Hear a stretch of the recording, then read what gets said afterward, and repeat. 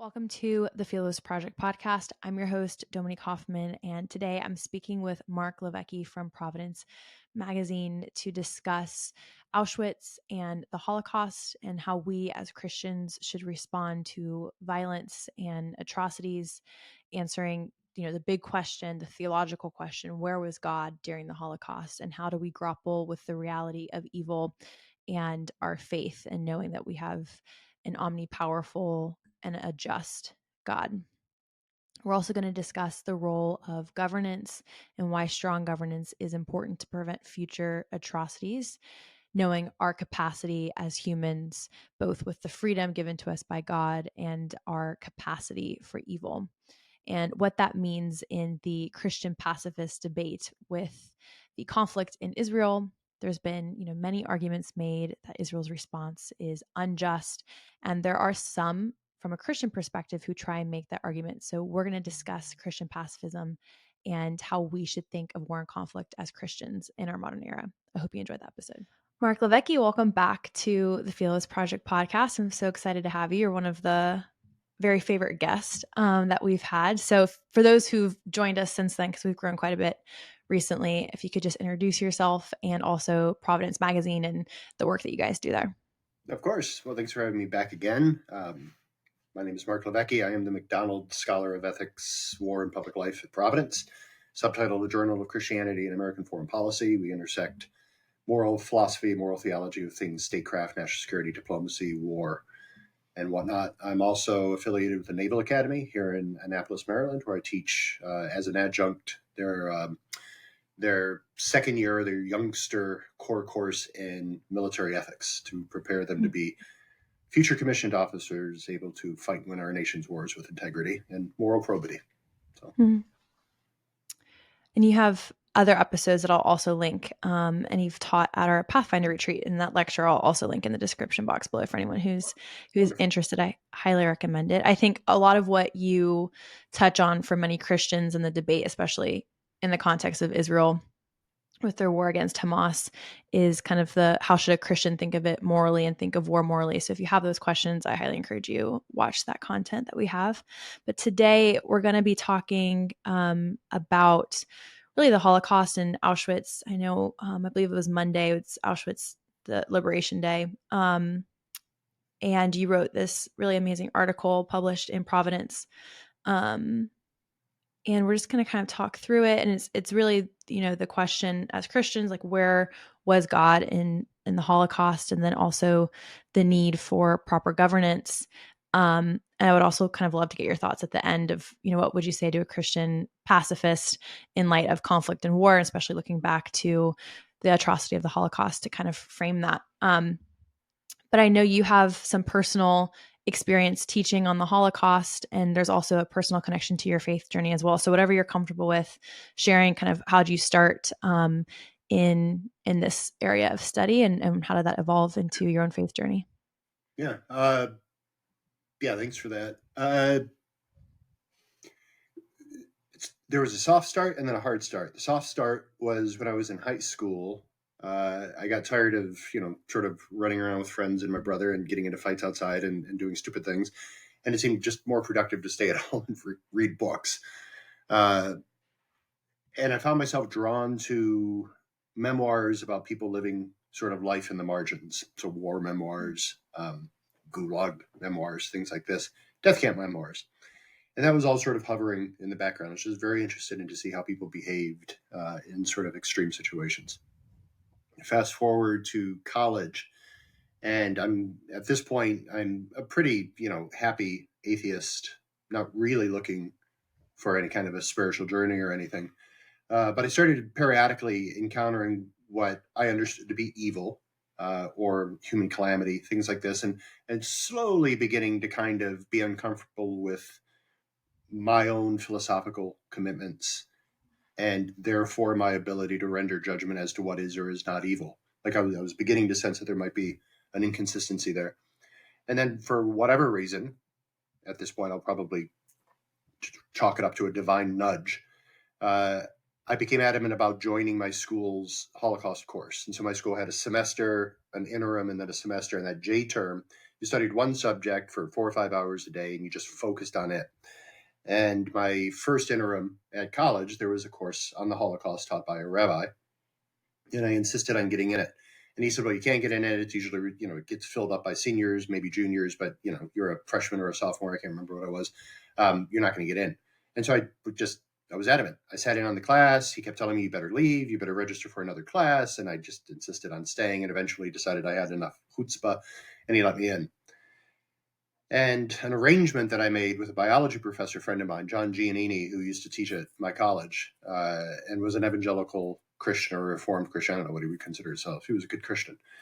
And I was not. But we both had in common sort of an Italian background. He was a Giannini, I'm a Livecchi, so we stuck together. And we both liked racing bikes or riding bikes. And so we would ride together, and we would talk about moral theology and philosophy and all sorts of things. And we made an agreement that during the month that I was studying Holocaust, I would have lunch with him, and I would tell him about the things I was learning. And one day he just challenged me because I would come in and I would piss and moan about the evil Nazis and the terrible things they were doing. And he sort of definitively confronted me with the fact that as an atheist, I had no real categories or appeal in order to render judgment on what is evil and what is good and why I should prefer good over evil. And that started a long journey, coupled with Mere Christianity. So C.S. Lewis's book, where the first chapter is called Right and Wrong as Clues to the Meaning of the Universe. So that was familiar to me. And then probably by the end of college, I had determined that intellectually I thought the whole thing was true, Christianity. Didn't want it to be. So I went overseas to try to get out of my comfort zone. And I wanted to go somewhere, I don't know why, where the Holocaust had happened and I could continue studying it. So I ended up in Central Europe, tried to go to Poland. That program fell through.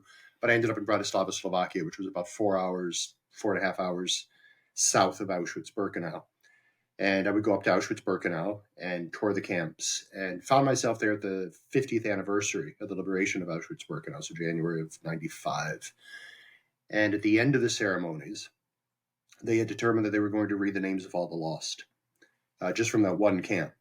And it's a little bit of a counterfactual. We don't have all the names, but if we had all the names of the 1.1 to 1.2 million people who were killed just in that one place, and if we read the names of all those lost at the rate of one a second, I determined later on, sitting in a Polish pub and trying to scratch it out on a napkin, that reciting that list of names would have taken about 13.8 days.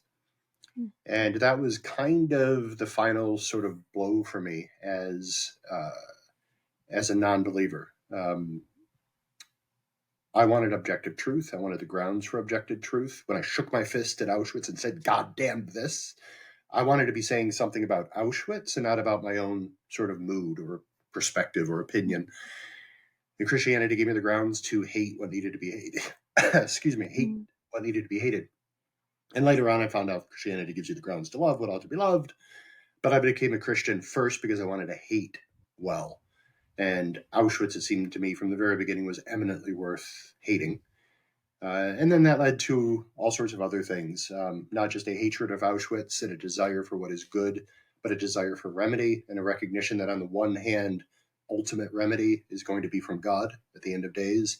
But in the meantime, human beings have responsibility to try to eliminate evils where we can and when we can, and to help our neighbors when and where we can.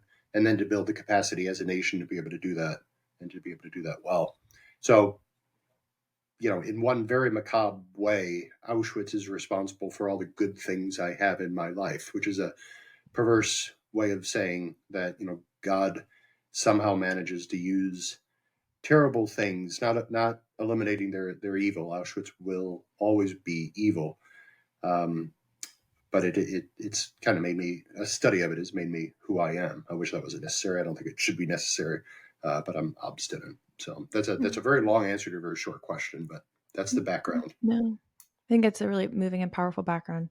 Could you describe some of those evils of Auschwitz? Obviously, the Holocaust was a very large and coordinated evil agenda against the Jewish people. But for maybe someone who, and I just went to Auschwitz for the first time, we were talking about that a little earlier. Even though I had studied the Holocaust, I hadn't really, conceptualized it. So for someone who has no concept, what are some of the evils at Auschwitz, or, how would you describe that? Yeah. which is a Okay. loaded question because it's very multifaceted and there's a lot of evil. But I guess maybe how would you provide a brief summary of that for someone who's never been or doesn't have a lot of context for the Holocaust? As in, like literally what went on, what was. Yeah, like historically, like what were the camps used for? Yeah. What went on, and and what was life like for a lot of those souls who were there and those lost? There was sort of, I've called it kind of a witch's brew, a cocktail of lots of different things that came together in one sort of moment in time uh, to allow something like that to occur. And what are those various things? So, you know, late 1920s, early 1930s in Germany, lots of discontent coming from the aftermath of World War One, and I'll get to that in a moment. But percolating to the surface philosophically is a new fascination with eugenics. The idea that human beings can exercise a kind of population control through controlled breeding. The idea that we might be able to filter out undesirable traits from sort of the human being.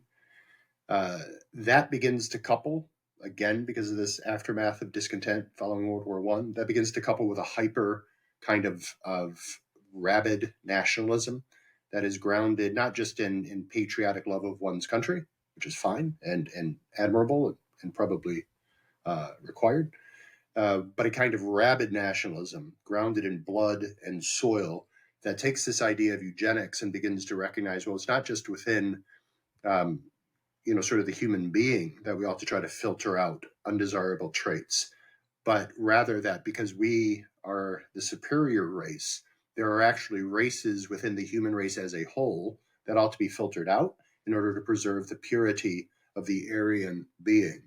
And that, coupled with this hyper sense of nationalism, sort of coagulates into this blood and soil nationalism where the land is critical and the race is critical to the detriment of other people holding other lands, etc. Coupled with and fueled by this animosity that I already described is coming out of World War One. So you have a situation at the end of World War One where the German people would be forgiven for not understanding how it is that they lost that war. There's an armistice that's signed, but that armistice isn't signed at the end of a decisive defeat of the German people. War never entered German territory. Uh, the German army surrendered on enemy occupied ground. And there were many observers at the time, General Pershing, maybe chief among them, who said, look, this is going to be a calamity. Like the Germans do not know that they have been licked. We must not end the fighting. Give me 1 week and they will know that they have lost. And we said no, and we stood down. And the German people were bewildered by this because, of course, in order to keep up public morale, propaganda was what it was. The German people thought they were winning the war. Our boys are over in France. The fighting is nowhere nearby. And all of a sudden, the German army comes home having been defeated. So this gave all sorts of ample room for conspiracy theories to develop. People started talking about a stab in the back. It wasn't the warriors who lost the war, it was the politicians back home. That begins to be coupled with a draconian peace requirement that was forced on the Germans to disarm and to be weakened in all sorts of ways, take sole responsibility and blame for World War One. All these things begin to come together. This continued discontent of a very proud people with a very proud history, who have been forcibly made low, and they don't think they've lost the war. They don't think they're solely responsible for the war, etc. And it doesn't take long for this conspiracy of a stab in the back and all the rest to begin to make an accusative gesture. And here enters the age-old evil of anti-Semitism, which is always, always present everywhere. So much so that I don't want to take human responsibility away for human depravity. But you have to add a dimension of the demonic. There's no other way for me to understand quite how it is that anti-Semitism keeps percolating or metastasizing to the surface. But at about 1933, all these things come together into the perfect sort of cocktail, and you get a resolute populist named Adolf Hitler, who comes to the fore, and he begins to tie all these things together, and he gives a terribly dark vision to the German people. And soon after Hitler comes into power, they begin building camps in order to put undesirables, political prisoners, and the like. They also fairly quickly begin to experiment with a kind of hyper-eugenics, where they begin trying to get rid of German undesirables. So the mentally handicapped, physically handicapped, the Down syndrome, all the rest. They empty the asylums, hospitals, and they begin euthanasia programs. At the same time that the larger war begins to build and the German army begins to move east and west, and especially in the east, as they move, SS groups follow the front line, and they begin transporting large groups of Jews and other undesirables, gypsies as well, back to these concentration camps. And then the concentration camps themselves, so you could look at a place like Auschwitz-Birkenau, and one of the reasons why Auschwitz has become kind of the symbol of the Holocaust is because everything that happened in the Holocaust probably happened in Auschwitz, right? Or most things. Anything that happened in a camp happened at Auschwitz, because Auschwitz was a combination of both, as you know, a work camp as well as an extermination facility. So the work camp portion is, the Nazis needed workers for their war effort. So SS-owned or Nazi-owned businesses were able to exploit slave labor for their factories and other work.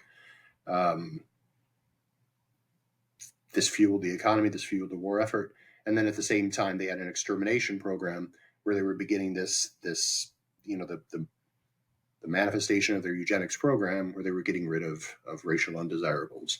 And that was predominantly the Jew, but also Roma and Sinti, so Gypsy, we would call them, political prisoners, homosexuals, religious minorities, and the like.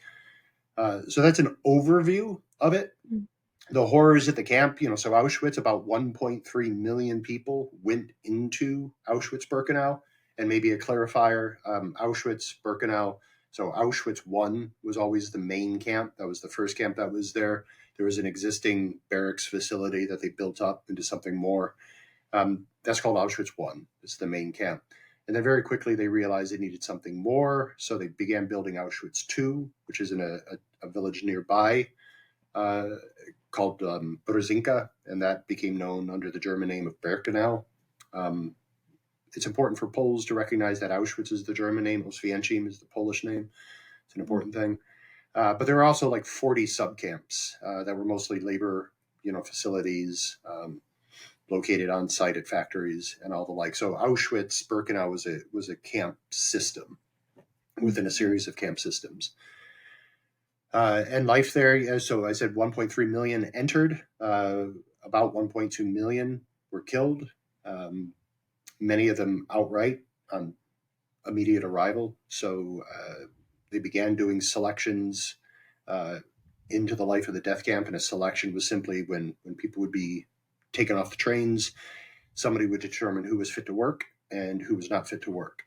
And so the elderly, the obviously sick, the obviously pregnant, small children, immediately gassed, people that they thought they could exploit through labor before they died, they were registered into the camp where they could work.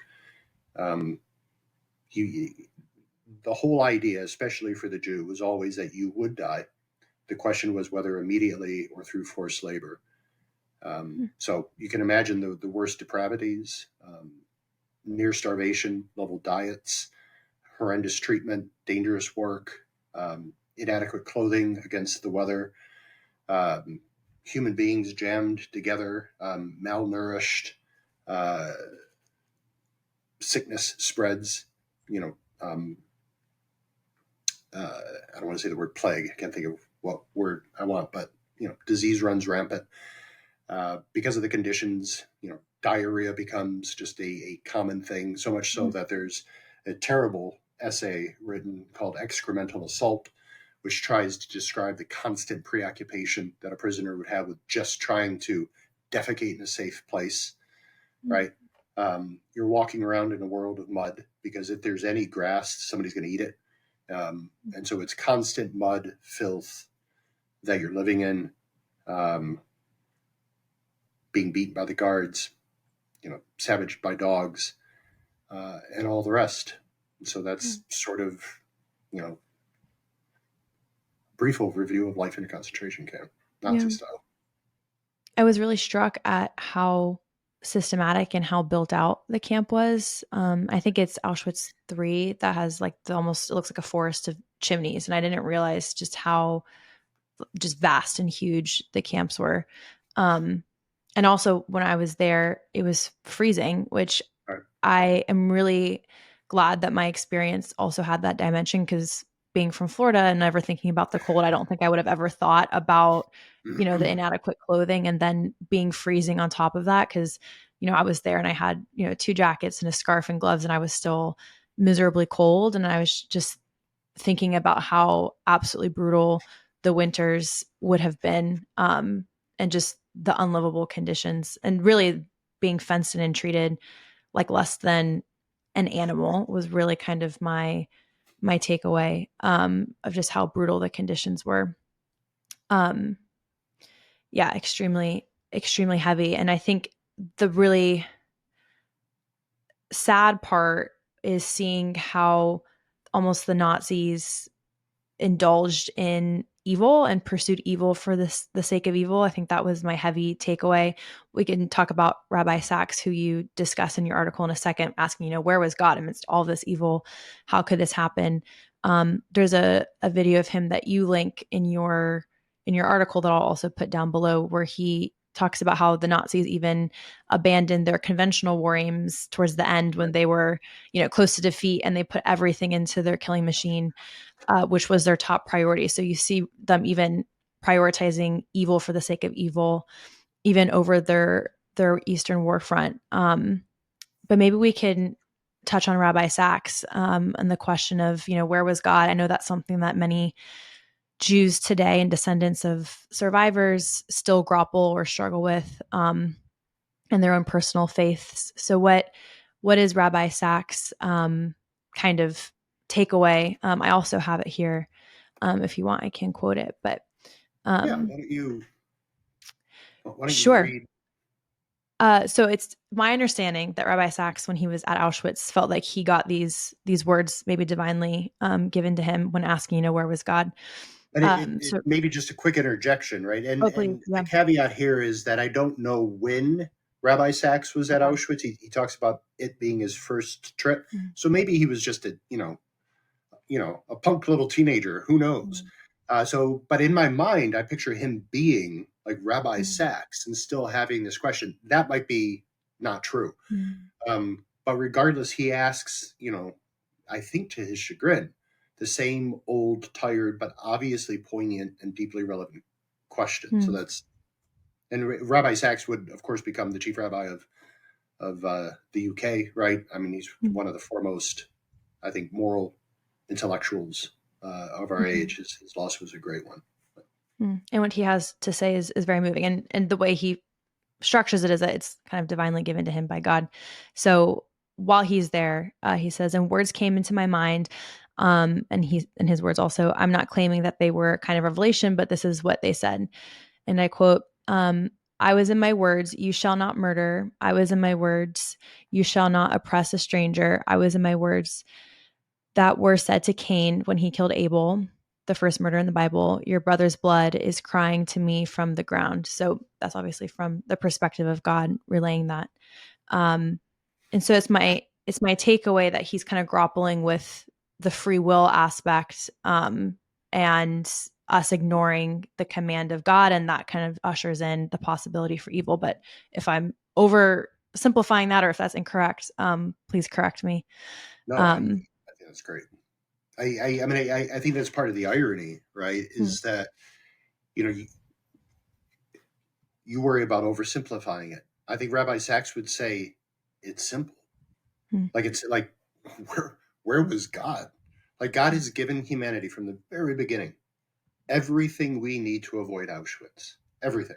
All that was required was that people would keep that one commandment, thou shalt not murder, right? And in fact, I think I say it in the piece, it turns out that if anybody keeps any one of the commandments, almost by definition, you're going to have to keep the others. Honor your parents, right? It does not honor your parents, to open a death camp, right? So you can extend what it means to keep any one of the commandments and recognize that I can't keep any one commandment if I'm not keeping the others, right? God gave us everything we need. We have the moral law either written in our hearts or openly revealed, and we ought to have known better. And there's no excuse. God was always there. We simply had to follow him, and Auschwitz would have never happened, right? And then you can extend that in important ways that I think some of the sects would agree with. That approach it from the Christian perspective, and you've got the crucifixion, and you've got Christ in some ways asking the same kind of question about why God has forsaken him, right? And it's the same sort of question, only to recognize, obviously, that God hasn't. And here I think Christianity would benefit from having a far more robust Holy Saturday theology, because what happens in between the crucifixion and the resurrection is deeply and profoundly important. And I think, at least within the traditions that I'm most familiar with, undermined, not understood as robustly as it ought to be. But a part of what God did in becoming flesh and suffering crucifixion and suffering God-forsakenness is he made God-forsakenness a Christian category. There is now literally nothing that a Christian could go through that Christ hasn't endured. So another answer to the question of where was God in Auschwitz is, well, right there, beside his people, right? And I know you're going to get all sorts of hate mail about, they weren't his people anymore, but, deal with that in another podcast. But God was there, right? We have a crucified God who understands God-forsakenness and provides, hope through that. So the real question I think that Sachs asks ultimately is just, where was humanity? Where was man? Right? We are solely responsible for what went on there. We're solely responsible for it going on as long as it did. We're solely responsible for all atrocities that are somewhere on the scale between everyday inconsideration all the way up to Shoah and genocide. It's humanity. Where is man? What would you say to the Christian that might object and say, well, God could have intervened because he's, omniscient and he's all powerful and he chose not to? Right. So now I'm the one worried about being oversimple, right? But I take it back to the beginning, and I think you start in the beginning. Let us make man in our image. Why does God do this? Well, I suspect he makes humanity for a couple of reasons. One, he wants to love us, right? God is love, and that love couldn't be bound just within the Trinitarian relationship. However that works out, apparently it was somehow insufficient for God. He wanted other things to love. So he creates humanity so he could love us. But the end of humanity is also to love God back. And if that's the case, then it seems plain to me, and I know it's not plain to others, but it seems plain to me that love has to be free, voluntary, or it's not love. It can't be compelled. And so human beings needed to be made morally free, which is to say that, we have moral perception. We can figure out the ethically and morally relevant details of a particular situation. We have moral deliberation, the capacity for judging the right thing to do and the wrong thing to do.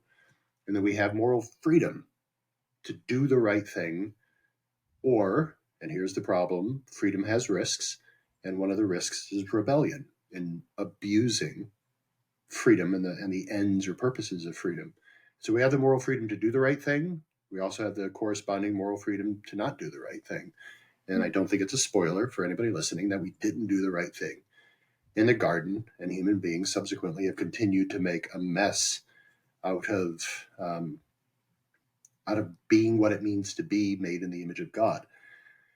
But that whole thing is crucial, because to love God is the end of human being. That is what we were made to do. And so I think, as to the question, why doesn't God intervene in human affairs to protect the innocent, to right wrongs, to punish evil? There's two answers. The first answer is he does it all the time, right? In ways unseen that we can't probably comprehend.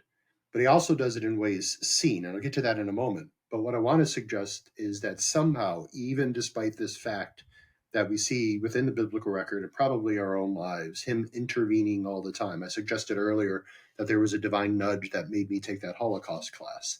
I think I could have said no to it. I could have resisted the nudge, kept pushing it off.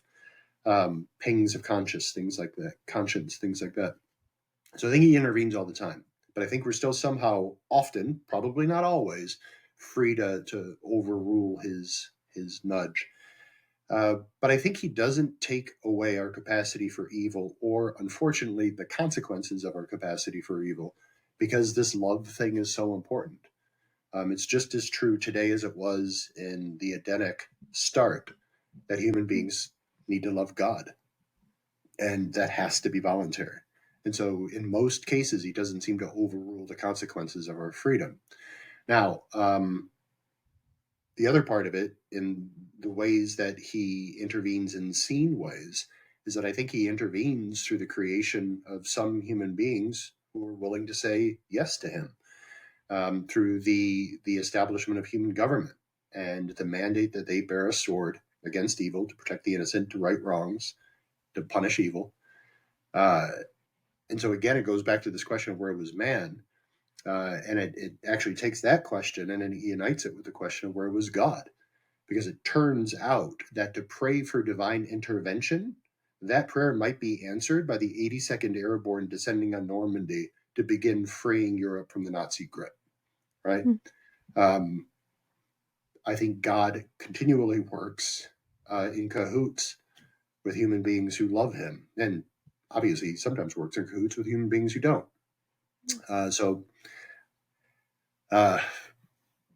can't remember the original question. I think it was, sort of, what do I say to those who would say, God could have, intervened? come So down and intervened yeah, and stopped evil. Yeah. right. No, I think that perfectly I answered think it. I think he could, and I think it would be at tremendous costs. That somehow, as crazy as it sounds, is it worth it? In part because he has the divine perspective. Justice will win in the end. And somehow or another, all of this is somehow worth the risks.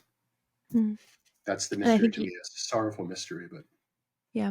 And I think there are just some divine mysteries as well. Something I've encountered in the last year, 15 months since October 7th, and engaging in conversations like this, is a lot of people want the answer to absolutely everything, including, stuff I think is divinely mysterious, or that we don't have the perspective to comprehend. You touched on something. I think our freedom and our capacity for evil is why we need good governance. And you touch on that as well in your article. You quote, I believe this was after 9/11, after seeing the atrocities. I don't have the person to attribute it to, but now we remember what governments are for. And then you write, Auschwitz too reminds us what governments are for. Paul's letter to the Romans makes clear that governments are supposed to be God's agents in the world. And I think even in a modern kind of perspective with the war in Israel, this also kind of resonated as to why we need good governance. You also noted that the Nazis would not have stood down on their own. They needed to be knocked down. And I would love to, maybe if you could speak to just the importance of good governance from a Christian realist perspective. And then I would love to get into the idea of Christian pacifism before we close, because that's also something that's come up a lot in recent months. Yeah, for sure. So the 9/11 quote comes from Jean Beth Gailstein. So the woman who oversaw my PhD, she was a little firecracker, public intellectual, just warrior, all the rest.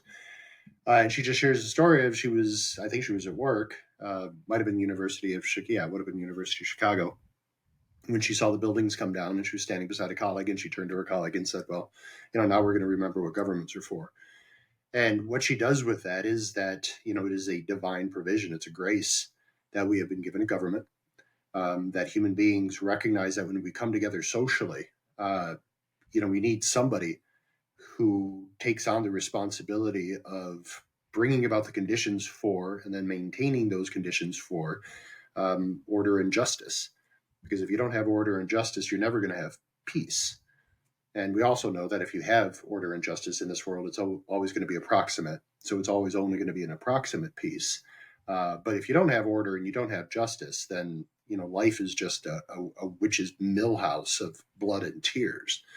And even in the best of times, when you have it and governments fail in their responsibilities, you can still have those same conditions. So here we recognize again that there's always the ability, when God gives a gift, that human beings can muck it up. All right. So we're given the gift of freedom. We pervert it. We're given the gift of government, in part to help with our perversion of the gift of freedom. And this isn't to say that I think governments are purely a remedial for sin. I think there would be some kind of governance, even in an Edenic world. That's an aside. But governments are supposed to be a grace. We could abuse that grace. The Nazis abused it, right? So it's no guarantee. But it's right that you have somebody who is, above whom there is no one greater charged with the responsibility of the political community. And that is the role of government.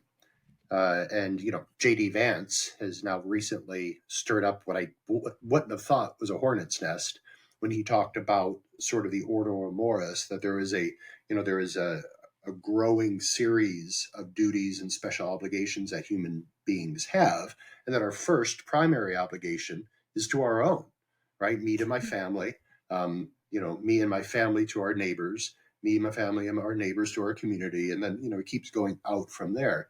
And as with individuals, so with individual nations, that a sovereign's primary responsibility, apparently to the shock of many Christians even, is to their own.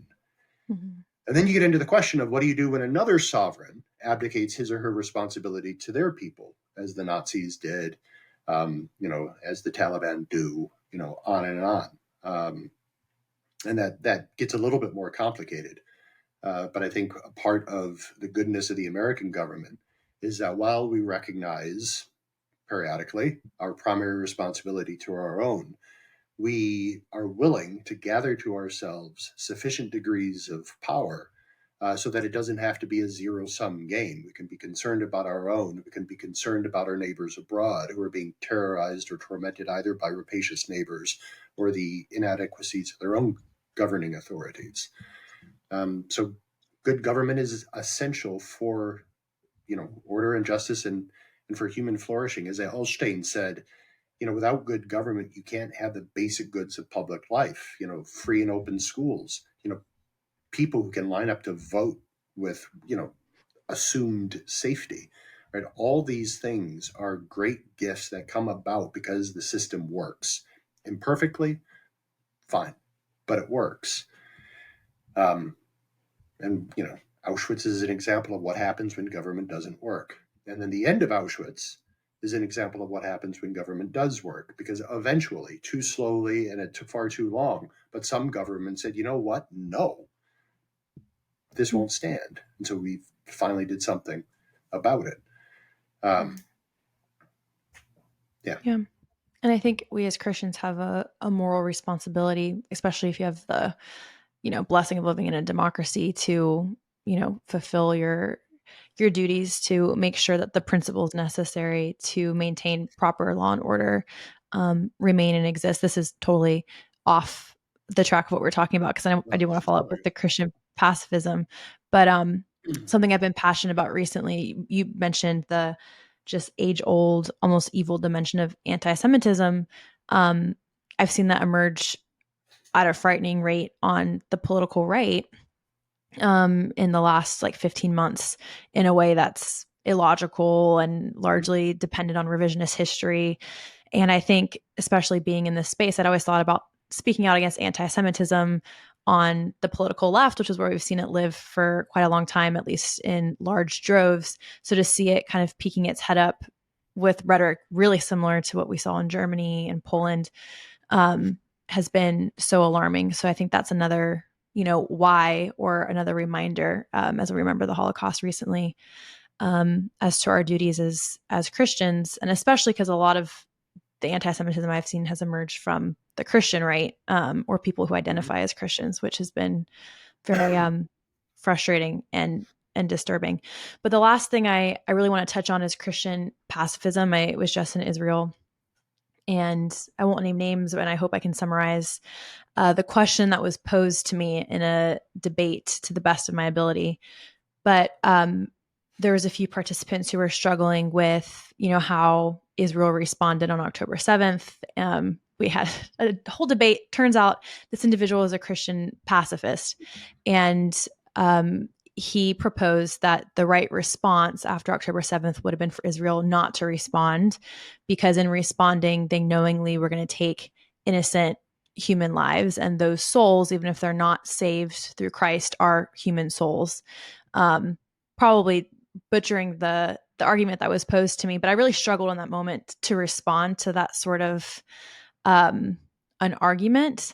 So I don't know, even in broad strokes, maybe not responding to that exact question posed to me, but what would you say to a Christian pacifist who doesn't believe in war, because war could, inevitably take innocent souls that have the potential for salvation? I think that's something I hear a lot. Right. You might not believe in war, but war believes in you. Right. This is, my problems with pacifism are now legion. And, I used to trot out, because I thought it was the right thing for me to do, sort of, the riff on C.S. Lewis, who said something to the effect of, I respect an honest pacifist, but I just think they're entirely wrong. And I've actually come to the point where, like, with grace and love to my pacifist friends, I do not respect an honest pacifist as a pacifist. I respect their dignity as a human being, and all the rest. But on the question and the point of pacifism, I do not respect the position, because I think it is a grotesquely immoral position given the conditions of our world. So the problem with saying that after October 7th,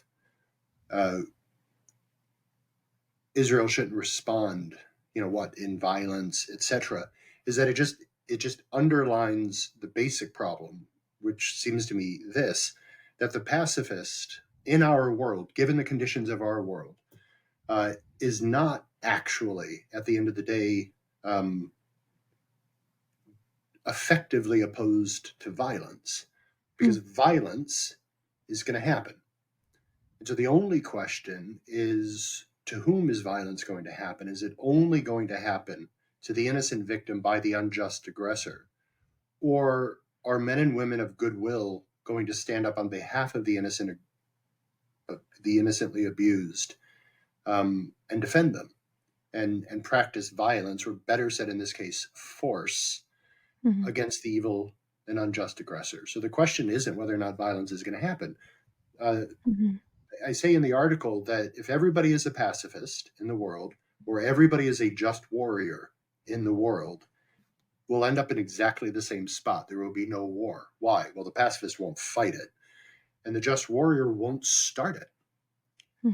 Just war never inaugurates new violence. It only responds to violence, unjust violence, that is already happening.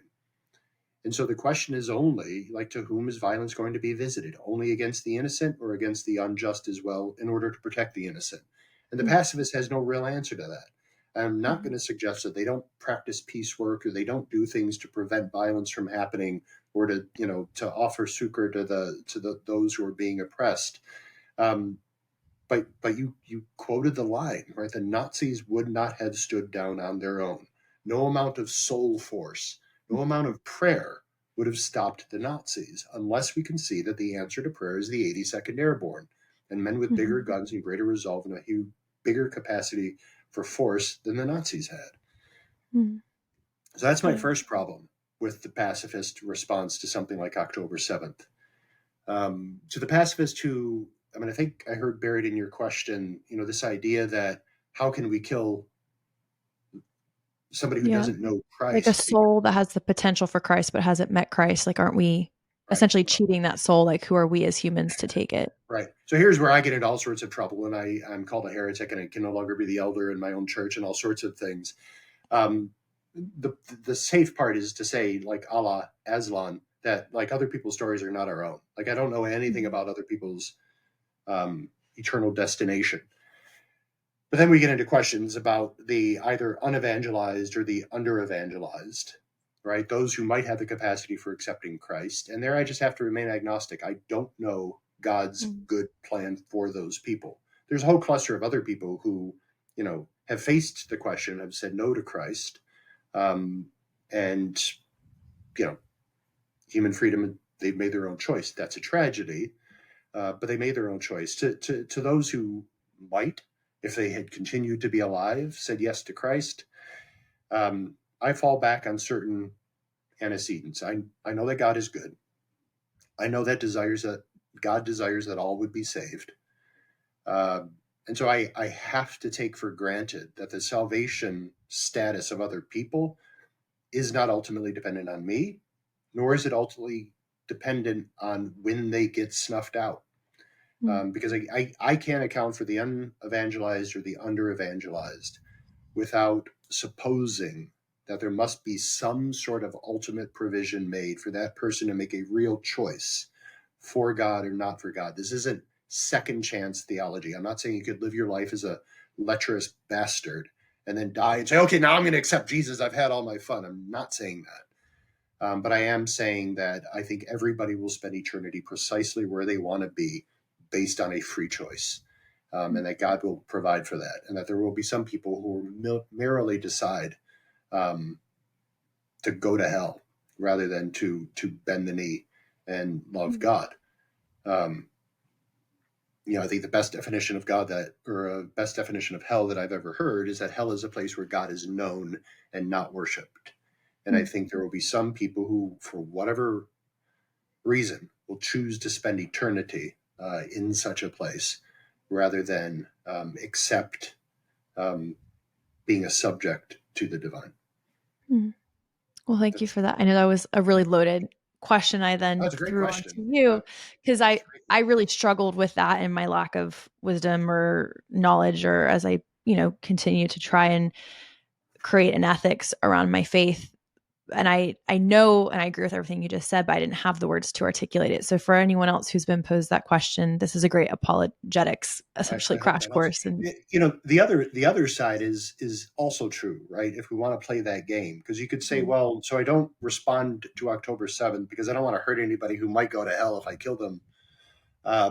But then the same thing is true. By not responding to October 7th, you allow the possibility of another October 7th, during which some people who might not know Jesus are killed. And well, what happens to them? So like all of that just seems to me more than we can know. And then therefore somewhat beside the point. Eternity is important.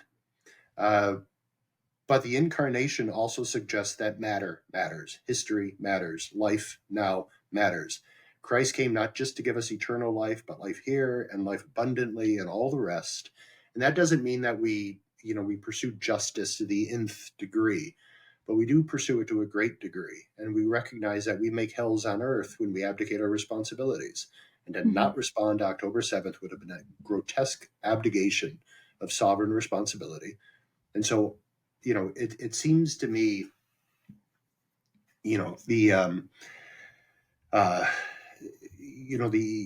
to implore people to rest in God, or to, rest in Christ, or give it all to God. I don't know what that means if it doesn't mean do the next right thing, right? Like, I don't know what God's plans are. I'll do the next right thing, right? And sometimes the right thing means that like there is nothing more for me to do, right? And I get that. But I think in the meantime, it's do the next right thing. And so a sovereign needs to follow his or her responsibility and do the next right thing, protect the innocent, take back what's been wrongly taken, and punish evil. Both as a matter of justice, as a matter of deterring future violence, protecting, current would-be victims, and all the rest. So it's, I'm not saying it's easy. I'm not saying it's not terrible and tragic. But I think pacifism is grounded in a grotesque lack of charity for the hurting, and a profound disregard for justice. Yeah. And I think even you can look to the Holocaust, since we've been talking about that, as, the time to respond probably would have been in the early 1930s, but that Yes. pacifism to those ideas, even though, well, no, there was still materialized violence, um, would have been that time to intervene. And maybe that's an example as to why pacifism, even to dangerous ideas, is not um, a moral answer to evil. And if again, just to keep on spackling on the hate mail, it also suggests that another way of having prevented World War II would have been to fight World War I more decisively, right? Mm. So to kill more people and to break more things until Germany had not just lost the capacity to fight, but the will to. That's grotesque. But if a war, and we can argue about whether or not World War I was such a war, there's an argument to be made on both sides. But if World War I was just to fight, right to fight, then it was right to win. And it wasn't really won. We stood down way too early. So it should have been fought to a decisive end, which, looking forward to World War II, everybody who had fought in World War I as mid level officers were either senior officers or heads of state in World War II, and they demanded a decisive victory.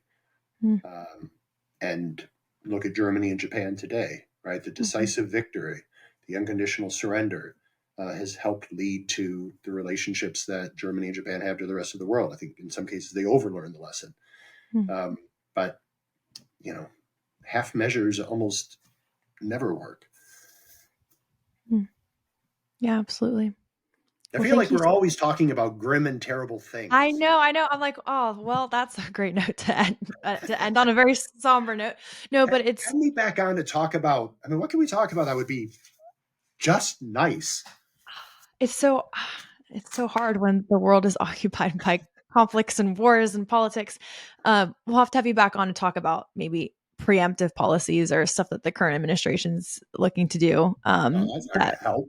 that might prevent conflicts. How But about falafel um, recipes? Although that gets I violent too, know. I understand. Something more positive. But as always, thank you so much. I love the level at which you're able to kind of break some of these ideas that seem so big and daunting or even evil for a layperson such as myself to then hopefully be able to answer that question that was posed to me in a much better way. I wish I could go back and do that. But thank you so much, Mark. Do you have X or any socials that the listeners can follow your work on?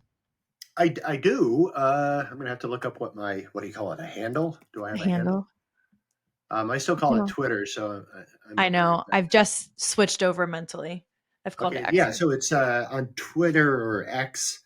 You can follow me at it's just M first initial last name M Livecchi. That's on Twitter, and that's the only one I really do. I'm Okay. And supposed to do we'll others, we'll and then link it down below. providencemag.com. Providence has a, if you want to follow my work, you can go to providencemag.com where you can search for me or um, you know track us down Yeah. there. But Providence's Twitter is Prov Magazine. You can look that up too. Perfect. I'll link Yeah, all of it in the description so it's easy for everyone to awesome. to go check it out. Well, thank you, Mark, for always having the not fun conversations on the podcast. But they're wildly popular, so everyone wants to kind of hear and dissect some of these ideas. So I appreciate it. Well, wonderful. As always, I love the work you guys do. So thank you to the Philos Project and all the good work you guys do. Thank you so much. Yeah, shalom. Thank you for tuning in to this week's episode of the Philos Project podcast. We were joking towards the end that, we always get on and talk about really, really heavy things, but I think it's something that all of us can really learn from, especially as Christians active in our faith and in seeking truth, because really, as a Christian, politics is the pursuit of truth and good governance. And so, Mark's just wisdom and his insight for me has always kind of helped formulate my worldview and how to espouse and talk about what I believe in the public forum. So I hope you learned from this, provided some context to the Holocaust and why we should remember the Holocaust and our duty as Christians to make sure that never happens again. I'll see you in the next episode.